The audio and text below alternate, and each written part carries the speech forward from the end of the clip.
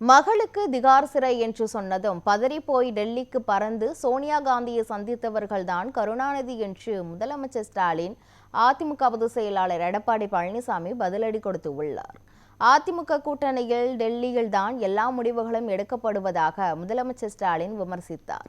இதற்கு பதிலடி கொடுத்துள்ள அதிமுக பொதுச் செயலாளர் எடப்பாடி பழனிசாமி 2011ஆம் தேர்தலுக்கு டெல்லியில் தவமிருந்து காங்கிரஸ் தலைமைக்காக 6 மணி நேரத்திற்கு மேல் காத்திருந்து கூட்டணி பேசியவர்தானே உங்கள் தந்தை கருணாநிதியும் நீங்களும் என முதலமைச்சர் ஸ்டாலினை கடுமையாக விமர்சித்துள்ளார்.